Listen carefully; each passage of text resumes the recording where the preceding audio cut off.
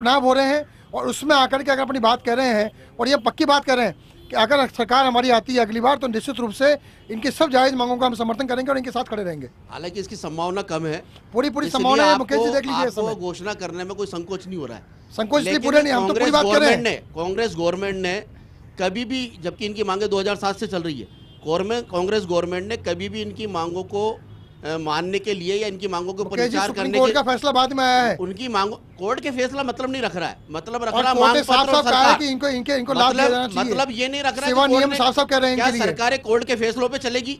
चल रही है। क्या सरकारें सिर्फ कोर्ट के निर्देशों पे चलेगी, बाकी कोई काम नहीं करेगी?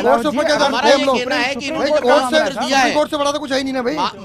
कोर्ट के फैसलों पे नहीं चल रही है, नहीं कोर्ट के कोर्ट से ऊपर नहीं है, लेकिन सरकार अगर ऐसा कोई मामला कोर्ट में नहीं गए तो सरकार क्या उस पर विचार नहीं करेगी? तो सरकार आपकी विचार ही नहीं करी, सुप्रीम कोर्ट के आदेश के बाद विचार नहीं कर रहे हैं। आपसे ये कह रहे हैं, आप तो जो लाठियां लेके खड़े होते हैं, अच्छा तो ये लाठियां चलवा रहे हैं। अच्छा तो यह है कि इन जवानों को भड़काना बंद करे और अच्छा तो यह है कि इन जवानों को भड़काना बंद करे और इनके जो निष्काम भाव से, मिश्रा जी मुझे याद अच्छी तरह से, आरक्षण के लिए आप आंदोलन चलाते हो, माननीय वसुंधरा राजे जी उसकी घोषणा करती है, आप बधाई उनको देते हो और कांग्रेस ज्वाइन करते हो।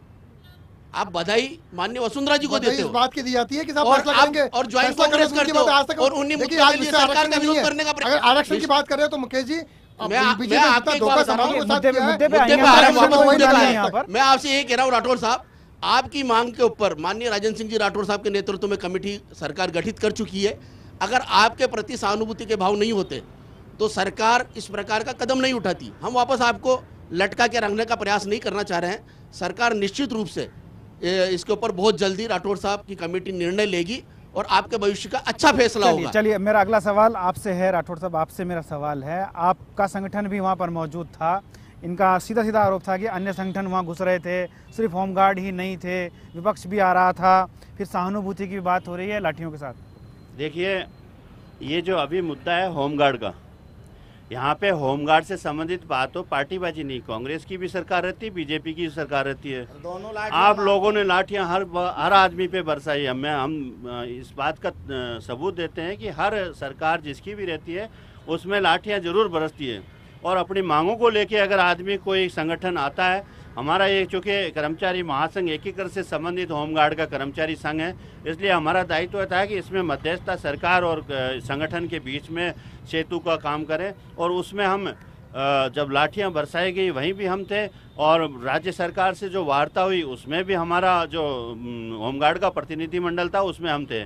तो मैं समझता हूँ जो होमगार्ड की जो जायज़ मांगे थी उसको 8-9 दिन जो अनशन पे बैठे थे, 9 दिन वहाँ महिलाएं और पुरुष, मुख्यमंत्री जी के क्षेत्र से कुछ लोग थे, कुछ गृह मंत्री जी के क्षेत्र से लोग थे, हमने उनको कहा मानवीय दृष्टिकोण रखते हुए इनकी जो भी जायज़ मांगे हैं उन पे निर्णय करें। हम इस कांग्रेस और बीजेपी की पार्टियों में नहीं पड़ना चाहते। या हमारा जो संगठन है वो सिर्फ हमारे कर्मचारियों की जो भी जायज़ मांगे हैं उनको लेके उठाते हैं।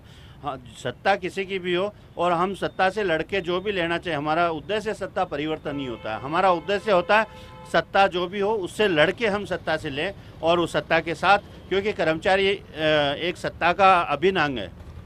इसलिए ये जो हुआ ये बहुत देर से हुआ और अब जो हो रहा है वो बहुत ज़्यादा खराब हो रहा है, क्योंकि होमगार्ड के कर्मचारी जहाँ जी बिल्कुल, मैं आपको यहाँ रोकना चाहूँगा सिंह जी, अभी जो हो रहा है वो बहुत खराब